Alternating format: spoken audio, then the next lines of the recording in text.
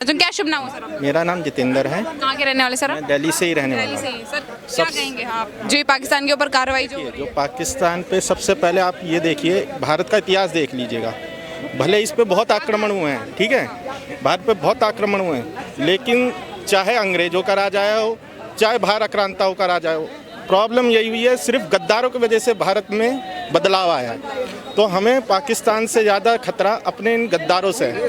एक बहुत बड़ी लेखक है जो एक समाज से आती है, उसको जैसे ही पता चलता है कि उसके समाज के लोग हैं वो पाकिस्तान के फेवर में, पाकिस्तान की संसद में हमारे यहाँ के लोगों के ट्वीट चल रहे हैं, उनके ऑडियो वीडियो चलते हैं कि देखो वहाँ की जनता कह रही है, वो उनके साथ नहीं खड़ी है।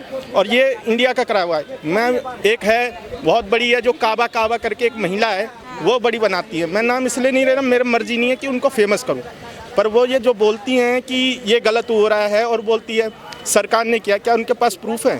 सोचिए कोई व्यक्ति आता है हमारे घर में, हमको मारता है और लोग हम खुद कहते हैं कि हमारी सरकार ने कर दिया। कितनी बड़ी, कोई ऐसा करेगा? मेरे घर में कोई घुस जाए, मेरी फैमिली को पीट दे और मेरा भाई कह दे कि ये हमारे किसी उस रिश्तेदार ने मार दिया, बिना सबूत के कहना, ये तो सीधा उन दुश्मनों को फ़ायदा पहुंचाना है ना। और दूसरी ये पूछते हैं कि सवाल ये उठता है RDX कहाँ से आया, ये कहाँ से आया? इस वक्त हम कहाँ खड़े हैं? दिल्ली में खड़े हैं। इसकी एक सच्चाई बता दूं, बटला एनकाउंटर हुआ था यहाँ पे, शायद याद नहीं होगा, उसमें जो लोग मारे गए थे ना, उन्हें भी मासूम बताया गया था। बाद में उनकी ही वीडियो आई थी जिसमें पता चला था वो आतंकवादी थे। उसमें शर्मा करके वो थे, हाँ क्या नाम था? मोहन सिंह शर्मा था, मनमोहन, वो शर्मा थे, वो पुलिस वाले थे। एनकाउंटर फेक दिखाने के लिए उनके शहीदी को भी सवालिया निशान उठा लिया था। सलमान खुर्शीद था जो बोला था सोनिया गांधी जी के आंसू आ गए थे उनके फोटो देख के। आपको देखो पहलगाम में मरे, उनके आंसू आए। दूसरी, हमारे देश में ये बोला जाता है आतंकवाद का कोई मजहब नहीं होता, धर्म नहीं होता, ठीक है, हम मानते हैं। और इसके सपोर्ट में ये बोला जाता है जब गोली चलती है ना तो वो धर्म नहीं देखती, किसी के भी लग सकती है। लेकिन पुलवामा में क्या हुआ? 28 लोग मारे गए, 27 उसमें हिंदू हैं और जो कि जेंट्स हैं। ये कैसी? पहलगाम में 27 लोग जो मारे गए वो हिंदू हैं और एक मुस्लिम, चाहे वो शहीद हुआ, मैं मानता हूँ, चलो भाई जो खबर है उसके 27 हिंदू मारे जाते हैं और एक मुसलमान मारा जाता है, फिर भी आप कहेंगे कि यहाँ पे नहीं हो रहा। और दूसरी बात, ये जितने लोग बैठे हुए हैं यहाँ पे पाकिस्तान के सपोर्ट में, इतनी वीडियो आ जाती हैं कि पाकिस्तान को कुछ बोलने की ज़रूरत नहीं है। कहते हैं सीज़ फायर हो रहा है, सीज़ फायर हमेशा उल्लंघन होता रहा है। पाकिस्तान का और इंडिया का सीज़ फायर बीच बीच में उल्लंघन होता रहता है और इसका जवाबी कार्रवाई होती रहती है। आप किसी भी आर्मी वाले से पूछोगे वो आपको बताएंगे आज वो फ्री हैंड है, इससे पहले वो फ्री हैंड नहीं थे। मैं रोकना चाहूंगी, एक सवाल ले ली तुम बीच में। जैसे एयर मार्शल ने बोला कि हमारी जो लड़ाई थी वो आतंकवाद के खिलाफ थी, पाकिस्तान ने उसकी आर्मी ने से अपनी लड़ाई समझा, इसमें हमारी गलती नहीं, हमने तो डिफेंस में हमला किया था। इस पर क्या कहेंगे आप? सीधी सी बात है, जब हमला हुआ है 2 बार इन पे अटैक हुआ है, तो पाकिस्तान की भी इस वक्त स्थिति समझो। पाकिस्तान की क्या स्थिति होगी? बलूचिस्तान अलग होना चाह रहा है, ठीक है, उसका बलूचिस्तान अलग होना है। अफगानिस्तान में अभी इस्टेब्लिश्ड गवर्नमेंट नहीं है, वरना खैबर पख्तूनख्वा में अभी अगर भारत अपनी इंसानियत छोड़ दे ना, क्योंकि भारत अपनी इंसानियत नहीं छोड़ता। अफगान तालिबान गवर्नमेंट है वो फेवर में है इंडिया के। अगर हम पूरी तरह से जैसे चाइना और पाकिस्तान करते हैं दुश्मनों के खिलाफ करना, तालिबान, हमें सिर्फ अफगानिस्तान से अपने रिलेशनशिप ठीक करने हैं जो कि हैं, हम खैबर पख्तून से खुलवा, ये कह रहे हैं चाइना सपोर्ट करेगा, अफगानिस्तान खैबर पख्तून खोल देगा, बलोच यहाँ से। और बलोच की एक महिला है, मैं उनका नाम नहीं जानता, वो मोदी को अपना भाई कहती हैं। मोदी को सिर्फ कहना मैं सपोर्ट कर रहा हूँ, तुम इनको टुकड़े कर दो। पाकिस्तान गृह युद्ध में ही 4 टुकड़ों में बढ़ जाएगा, टुकड़े उसके बड़े आराम से हो जाएंगे। पंजाब में बैठे हुए हैं, वहाँ पे सिर्फ उसका सपोर्ट वो करते हैं खालिस्तान वाले, उनको भी अपना मौका चाहिए वहाँ गढ़ बनने के लिए। खुद पाकिस्तान 4 टुकड़ों में बंटने के लिए तैयार बैठा हुआ है। अरे सर, जो पाकिस्तान कुछ समय पहले तक बोल रहा था कि मेरे पास न्यूक्लियर पावर है, परमाणु शक्ति है मेरे पास, आज लड़ाई के लिए लोन लेना पड़ रहा है बेचारे को। मैडम ऐसा है, मैं आपको बता दूं, बहुत से न्यूक्लियर पावर पे ये होता है कि सब कहते हैं हमारे पास न्यूक्लियर पावर है। मैं आपको बता दूं, जो डाटा मेरे पास है, पाकिस्तान भी न्यूक्लियर सबसे पहला देश है इस्लामिक जिसको न्यूक्लियर पावर मिली है, उसने जनरेट करी। प्रॉब्लम ये है न्यूक्लियर है ना, ऐसे कोई नहीं छोड़ता है। रशिया यूक्रेन से लड़ रहा है, छोड़ दिया उसने, वो सब छोड़ो। एक वो बैठा हुआ है जो किसी की नहीं सुनता, नॉर्थ कोरिया का किम जोंग, उसने छोड़ दिया। दुनिया में सबको मालूम है, अगर आपने न्यूक्लियर वेपन छोड़ा आपकी मानवता ख़त्म है, कोई आपके साथ खड़ा नहीं हो सकता। इसलिए न्यूक्लियर वेपन चलाया ही नहीं जा सकता।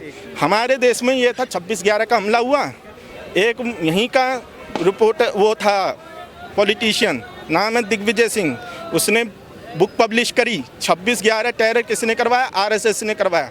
अगर कसाब ना पकड़ा जाता तो फिर क्या होता, हम तो और चलिए वो भी हुआ। उसके बाद क्या कर लिया, मनोहर राणा अब जाके पकड़ में आया ना, गिरफ्तारी में अब आया है ना। 26/11 में हम क्या कर रहे थे, तो पहले देश के गद्दारों को बाहर निकालना पड़ेगा सर। वो तो बिल्कुल, और उससे पहले ये गद्दार हैं पाकिस्तान में, पाकिस्तान देश के गद्दार बहुत हैं। देश के गद्दार मोदी एक रैंक से भी, लेकिन आप क्या शुभ नाम है सर आपका? सुधांशु। सुधांशु जी कहाँ के रहने वाले सर आप? मैं पंजाब फगवाड़ा। पंजाब से रहने वाले हैं। क्या कहना चाहेंगे सर, जो इंडिया आतंकवाद के खिलाफ लड़ाई लड़ रहा था, पाकिस्तान ने उसे अपनी लड़ाई समझा और भारत के मासूम लोगों को मारना स्टार्ट कर दिया, क्या कहेंगे आप? बहुत गलत किया है, पाकिस्तान को ये सब नहीं करना चाहिए था। और मुझे खुशी है कि पूरा इंडिया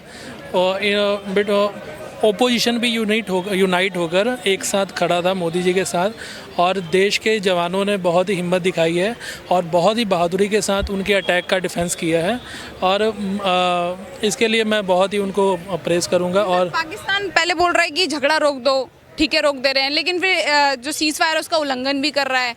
ये कैसे, मतलब पाकिस्तान चाहता है कि यहाँ पे बड़ा वाला युद्ध हो और उसके टुकड़े हो जाए?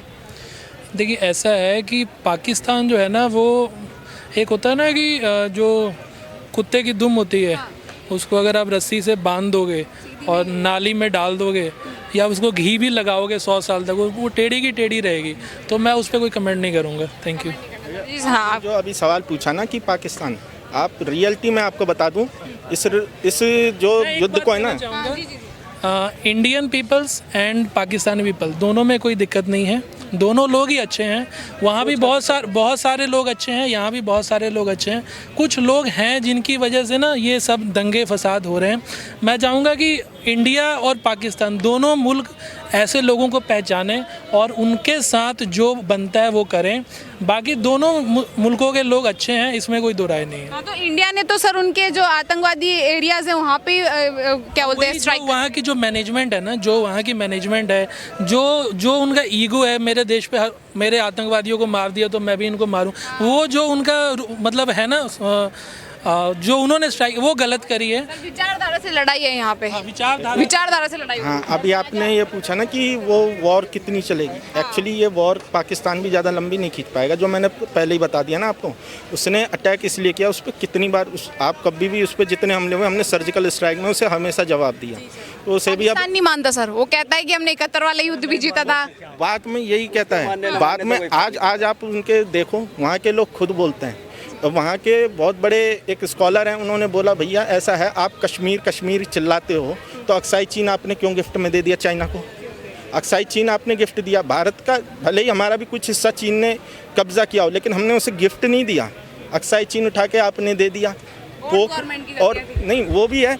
उसके बाद आप ये बताइए, क्या ये गवर्नमेंट पाकिस्तान है वो कितना लड़ लेगा? मैंने जैसे आपको बताया, बलोच उसको परेशान कर ही रहा है। उसका विपक्ष जो है इमरान खान, उसके सपोर्टर आ गए हैं, वो भी चाहते हैं कि इमरान खान के लिए बेस बने, तो वो भी ज़्यादा लंबा खींचेगा नहीं। अब वो यही कर सकता है कि जब आप लंबा नहीं खींच सकते तो छोटी छोटी हरकत करो। सेना की और गवर्नमेंट की बन नहीं रही क्या आपस में सर? वो बोल रहे हैं कि लड़ाई मत करो, सेना फिर भी।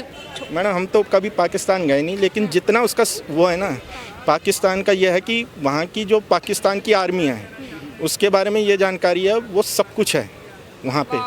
वो वहाँ पे बिल्डर का काम करती है, सारे काम वहाँ पे देश वहाँ की आर्मी सब वहाँ वो नहीं करती है कि आर्मी वहाँ पे वो देश चलाई आर्मी रही है। आपको पता होना चाहिए कितनी बार ये हुआ है कि वहाँ की जो आर्मी है वही पूरा पाकिस्तान चला रही है। दिनेश जोशी। दिनेश जी कहाँ के रहने वाले सर आप? उत्तराखंड। उत्तराखंड से। क्या कहना चाहेंगे सर, पाकिस्तान के ऊपर जो कार्रवाई की जा रही है भारत की तरफ से? पाकिस्तान बोल रहा है कि हमें छोड़ दो, लेकिन दोबारा हमला कर देता है, फिर बोल रहा है छोड़ दो, फिर दोबारा हमला कर देता है। क्या होना चाहिए? वो तो उसकी प्रवृत्ति रही है, और मोदी जी ने बहुत अच्छा जवाब दिया। हमको मोदी जी पे विश्वास है, और मोदी जी भारत के नहीं, पूरे विश्व के भी नहीं, पूरे ब्रह्मांड के सबसे श्रेष्ठ पीएम है, जो इतने विपरीत परिस्थितियां होने के बाद भी उन्होंने इतना बढ़िया काम करा। हमें पाकिस्तान से, चाइना से, बांग्लादेश से इतना खतरा नहीं जितना कांग्रेसियों से, आपियों से है। यही आम आदमी पार्टी है जो रात को जब हमारे सैनिक, हम जैसे सैनिक, जब ये आतंकवादियों को पकड़ता है तो ये रात को 2-2 बजे कोर्ट खिलवा देते है ना। यही सुप्रीम कोर्ट जब हम जैसे जाते 15-15, 20-20, 50-50 साल लग जाते, लेकिन आतंकवादी रात को 2 बजे कोर्ट खोल लिया। क्या वो सुबह तक वेट नहीं कर सकता था आतंकवादी? यही आतिशी मार्चिलो ने जो अपना नाम भी पूरा नहीं लिखती है, नाम भी पूरा नहीं लिखती, वो आतिशी लिखती है ताकि कोई उसको गलत ना समझे, है ना। तो अपना पूरा नाम लेने में क्यों डर रही है? वो रात को पूरा परिवार 2 बजे आतंकवादियों के लिए कोर्ट खुलवाता है। ये आज हमसे पूछेंगे कि मोदी जी ने ये नहीं करा। मोदी जी ने बहुत कुछ करा है, मोदी जी बहुत कुछ करेंगे और हमें मोदी जी पर फिर सीज फायर क्यों किया? जब 56 इंच का सीना है, खत्म कर देते ना पाकिस्तान को। देखिए 56 इंच का सीना है, बिल्कुल ठीक बात है। कुछ चीज़ें ऐसी होती है जो आम आदमी को नहीं पता होती। हमारे पास विदेशी दबाव भी होता है और क्या कहते हैं आर्मी की जो स्ट्रेटजी है वो आपको थोड़ी ना बता देंगे। क्यों आपको बताएंगे कि क्या कहते हैं भाई हम ये योजना बनाए ऐसे, तो फिर आर्मी का फायदा क्या हुआ? क्या फायदा हुआ आर्मी का? मेरा पूरा खानदान आर्मी में है। जब हमारा बच्चा मरता है, हमारे शहीद होते हैं, मेरा पूरा गांव 60% आर्मी में है। जब वो शहीद होता है तो हमसे पूछो ना क्या हमारे दिल पे गुजरती है? ये एंटोनियो मानियो के दिल में थोड़ी ना गुजरेगी। उसका पप्पू खान 56 साल का, मैं 57 साल का, उससे 1 साल बड़ा, मैं अकेला अपने दम पे करता हूँ जो भी करता हूँ, लेकिन वो बिना मम्मी के कहीं जाता ही नहीं है। अभी भी कुछ देश के लोग हैं वो कह रहे हैं पहलगाम अटैक हुआ था, उसके प्रूफ्स तो दिखाओ।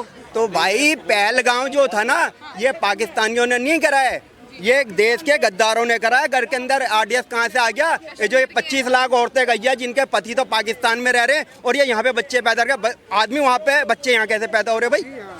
वीजा वहाँ का, सब कुछ वहाँ का। तो किसने बताया? ये मोदी ने बताया, कांग्रेस ने बताया, आम आदमी पार्टी ने। सरिता बिहार पे ये अमानतुल्लाह खान ये विदेशियों को बता रहा था, वहाँ पे उनको 10-10 हज़ार रुपये सैलरी दे रहा था, बिजली पानी फ्री कर रहा था। क्यों कर रहा था भाई? उनको किस बात के? मैंने टैग दिया है देश के डेवलपमेंट के लिए, दिल्ली के डेवलपमेंट के। वो कह रहा था लंदन वाला दूंगा, बना दिया उसने।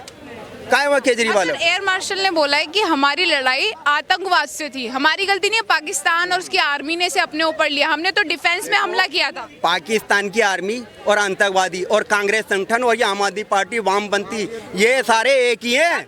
ये सब आतंकवादी हैं। इनको सपोर्ट कौन करता है? कांग्रेस और आम आदमी पार्टी करती है। इनको सपोर्ट आतंकवादियों कौन करता है? कोर्ट कौन खुलवाता है? मोदी जी खुलवा रहे कोर्ट आतंकवादियों के समर्थन में, या ये खुलवा रहे?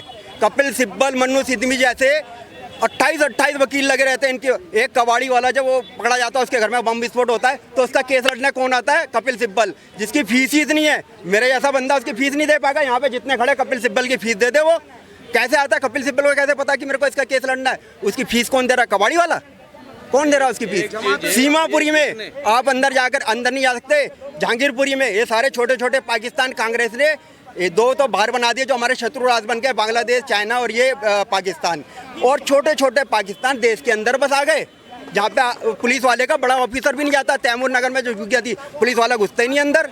आप कुछ भी क्राइम करके अंदर चले आओ, घुसेगा नहीं। जहांगीरपुरी में है, मैं नाम बोल रहा हूँ, 1800 या ऐसे कुछ। पाकिस्तान के ऊपर जो डिफेंस में हम लोगों ने बदलावी हमला किया, उसको लेके अपने देश के कुछ लोग रो रहे हैं, कह रहे हैं कि वहाँ के सिविलियंस को मार दिया आप लोगों ने, वहाँ के गरीब लोगों को मार दिया, आम जनता को मार दिया। वो देश के लोग नहीं रो रहे, राजनीतिक लोग रो रहे हैं। मैं कहाँ रो रहा हूँ बताओ? ये कौन रो रहा है यहाँ पे? कोई नहीं रो रहा, क्योंकि उनको अपनी राजनीति करनी है। वो सोच रहे किसी तरह मोदी हटे यार और हमारी राजनीति चले, क्योंकि इन्होंने जो घोटाले करे ना, ये हमला करा नहीं है, ये करवाया गया है। क्यों? क्योंकि किसी को बचाना है। नेशनल हेराल्ड वाला है ना, उसका भी आने वाला है, तो उसको बचाना है, तो उसका दिमाग बटाने के लिए पाकिस्तान को सपोर्ट करने के लिए चाइना और टर्की जैसी कंट्रीज भी आ गई हैं, तो पाकिस्तान यहाँ पे पावरफुल हो गया है। मतलब चाइना तो कम कर रहा है, ये कांग्रेस और आप ये ज़्यादा कर रहे हैं। ये अंदर से सपोर्ट कर रहे हैं, ये देश के गद्दार है सारे के सारे, ये उनको सपोर्ट कर रहे हैं। क्या इलाज हुआ ऐसे गद्दारों का? भाई ये कांग्रेस का और इनका इलाज हुआ है कि जो इनको वोट देते हैं ना, वो आतंकवादियों से भी ज़्यादा खतरनाक है। क्योंकि सब कुछ देख करके समझ करके भी आप ऐसे लोगों को वोट दे रहे हो, तो आप आतंकवादियों से ज़्यादा अपनी खबरें तो तुम खुद खुदवा रहे हो यार।